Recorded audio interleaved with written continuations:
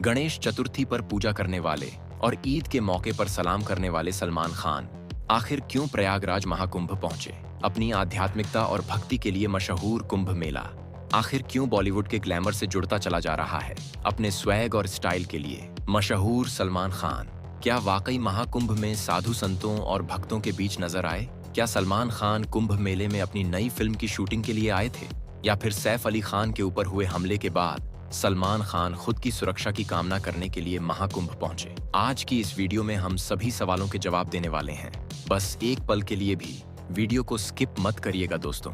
जब से बॉलीवुड के सुपरस्टार सैफ अली खान के ऊपर चाकू से हमला हुआ है, तब से पूरा बॉलीवुड दहला पड़ा है। सभी यह सोच रहे हैं कि सैफ अली खान को घर में घुसकर इस तरह से मारने की जो कोशिश कर सकता है, वो कुछ भी कर सकता है। इतनी कड़ी सुरक्षा होने के बावजूद भी कितना बड़ा हादसा हो गया। ऐसे में हर कोई अपनी बेहतर जिंदगी की कामना कर रहा है। वहीं दोस्तों, महाकुंभ का आयोजन दुनिया के सबसे बड़े धार्मिक आयोजनों में से एक माना जाता है। यहाँ श्रद्धा, भक्ति और अध्यात्म का अद्भुत नजारा देखने को मिलता है। तभी तो महाकुंभ का मेला दुनिया भर के भक्तों को अपनी ओर आकर्षित करता है। पवित्र गंगा नदी के तट पर लाखों श्रद्धालु मोक्ष की कामना करते हुए स्नान कर रहे थे। हर हर गंगे के गगनभेदी जयकारों से पूरा वातावरण गूंज रहा था। वहीं हजारों की संख्या में आए साधु संत अपनी ध्यान और साधना में लीन थे। चारों तरफ भक्ति का माहौल छाया हुआ था। लेकिन तभी अचानक से कुंभ मेले में एक बहुत ही हैरान करने वाली घटना देखने को मिली, जिसे हर किसी का ध्यान अपनी ओर खींच लिया। और यह घटना थी बॉलीवुड के सुपरस्टार सलमान खान के आगमन की। क्योंकि जैसे ही लोगों के बीच यह खबर फैली कि सलमान खान कुंभ मेले में आने वाले हैं, वहां मौजूद श्रद्धालुओं में हलचल मच गई। हर कोई ये जानने के लिए बेताब था कि अपने स्टारडम और स्वैग के लिए मशहूर सलमान खान आखिर कुंभ मेले में क्यों और कैसे आ रहे हैं। तभी थोड़ी देर में घाट पर एक शानदार गाड़ी आकर रुकती है। सफेद कुर्ते पजामे और काले चश्मे में जब सलमान खान अपनी गाड़ी से बाहर निकलते हैं, तो उनके चेहरे से झलकती सादगी ने सभी का दिल जीत लिया। देखते देखते वहां भीड़ इकट्ठा होने लगी।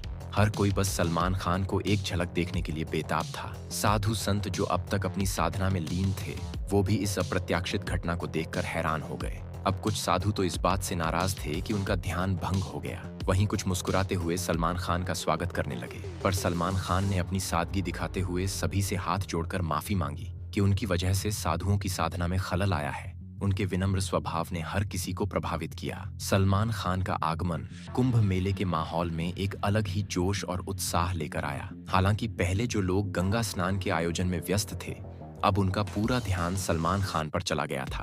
लोग उनके साथ सेल्फी लेने और उन्हें करीब से देखने की कोशिश में लग गए। साधुओं के बीच भी सलमान खान की उपस्थिति चर्चा का गहरा विषय बन गई। तभी सलमान खान के पास एक संत आया और उसने पूछा कि तुम किस प्रकार के योग में विश्वास रखते हो? जिस पर सलमान खान ने मुस्कुराते हुए कहा कि मैं फिटनेस योग में विश्वास करता हूँ, पर यहाँ आकर जो मानसिक शांति मिल रही है, वो मेरे लिए एक अद्भुत अनुभव है जिसे मैंने पहले कभी महसूस नहीं किया। वो संत सलमान खान से कहता है कि तुम्हें देखकर लगता है तुमने अपने शरीर और माँ को शादी में बहुत मेहनत करी है। अपने आप को इस उम्र में इस तरह से कायम रखना किसी तपस्वी की साधना जैसा ही है, जिसके लिए कड़ी मेहनत लगती है। सलमान खान की इन बातों को सुनकर वहां मौजूद लोग एक बार फिर से भाईजान के दीवाने हो गए। कई लोग तो सलमान से उनकी फिल्मों के मशहूर डायलॉग बोलने के लिए अनुरोध कर रहे थे, तो कुछ ये पूछने से भी पीछे नहीं हटे कि आप शादी कब कर रहे हैं। पर तभी वहां मौजूद लोगों में से एक सलमान खान से पूछ ही लेता है कि भाई, आप यहाँ कोई फिल्म की शूटिंग के लिए आए हैं या फिर महाकुंभ के गंगा स्नान ने आपको अपनी तरफ आकर्षित किया है? फिर सलमान खान ने जो बोला,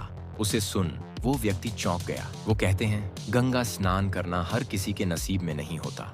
आज मैं खुद को बहुत भाग्यशाली मानता हूं कि मुझे इस पावन जल में डुबकी लगाने का अवसर मिला है। सलमान खान ने गंगा के पवित्र जल में डुबकी लगाई और स्नान करते वक्त साधुओं द्वारा बताई गई सभी विधियों को पूरा किया। सलमान खान ने वहां मौजूद साधु संतों से बातचीत करी और उनकी कहानियों को बड़े गौर से सुना भी।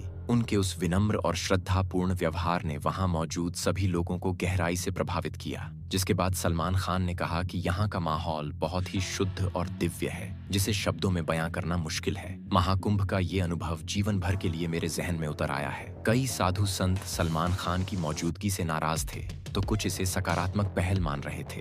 जिनमें से एक साधु कहता है कि अगर दूसरे धर्म के बड़े लोग ऐसे आध्यात्मिक आयोजनों में शामिल होते हैं, तो ये समाज के लिए बहुत बड़ा संदेश है, बहुत बड़ा। वहीं कई श्रद्धालु ये कहते हुए भी नजर आए कि सलमान का इस तरह एक साधारण इंसान की तरह कुंभ मेले में आना उनके व्यक्तित्व के एक नए पहलू को उजागर करता है। कुंभ मेला सदियों से श्रद्धा, आस्था और अध्यात्म का प्रतीक रहा है।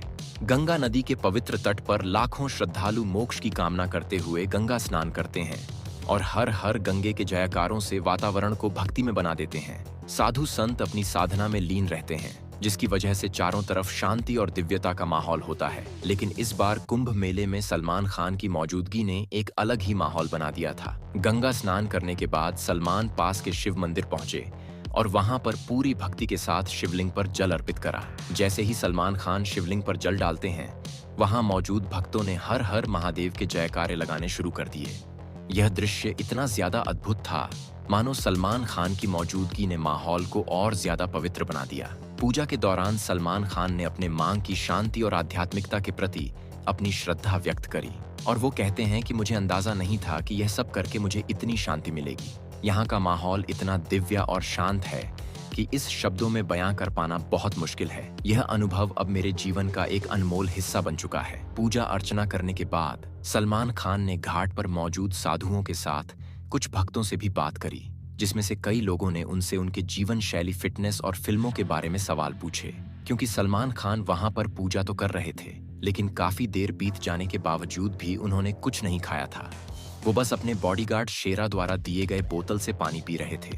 हालांकि प्रसाद उन्होंने ग्रहण किया, लेकिन उसके अलावा बाकी के श्रद्धालुओं द्वारा दी गई कोई भी चीज उन्होंने नहीं खाई और धन्यवाद कहकर मुस्कुराते चेहरे के साथ मना किया, जिससे सलमान खान के बड़े दिल और उनकी सादगी का साफ पता चल रहा था कि वो भले ही किसी के द्वारा दिए गए भोजन को ग्रहण न करें, लेकिन उसका अपमान भी नहीं कर रहे हैं। सलमान खान की इन्हीं आदतों की वजह से उन्हें बड़े दिल वाला भाईजान कहा जाता है, क्योंकि वो कभी भी किसी का दिल नहीं तोड़ते। भीड़ में से कुछ लोग अफरा तफरी मचाते हुए सलमान खान की तरफ जब आगे बढ़ते हैं, तो उनके बॉडीगार्ड्स उन्हें रोकने की कोशिश करते हैं। पर जब बाकी के श्रद्धालुओं को धक्का लगता है, तो सलमान खान अपने बॉडीगार्ड्स को कहते हैं कि आराम से हैंडल करो, यहाँ कोई भी मुझे देखने नहीं आया है।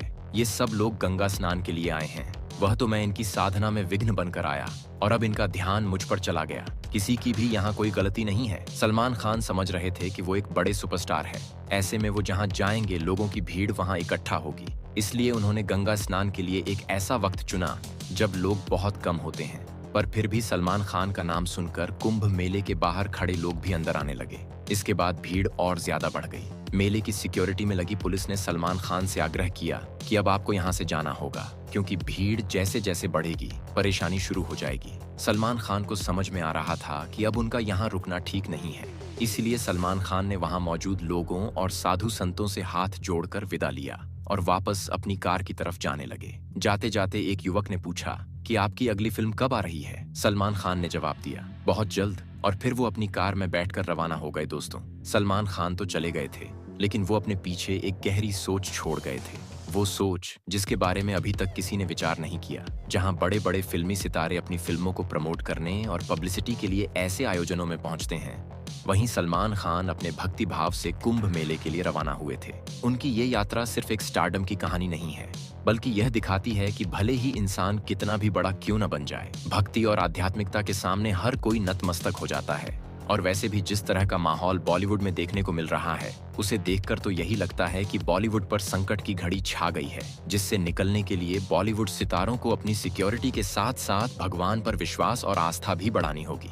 बाकी दोस्तों, आपका इस पर क्या कहना है और आपको क्या लगता है, सैफ अली खान जैसे बड़े स्टार के ऊपर किसने वार किया होगा? अपना जवाब हमें कमेंट में जरूर बताइएगा।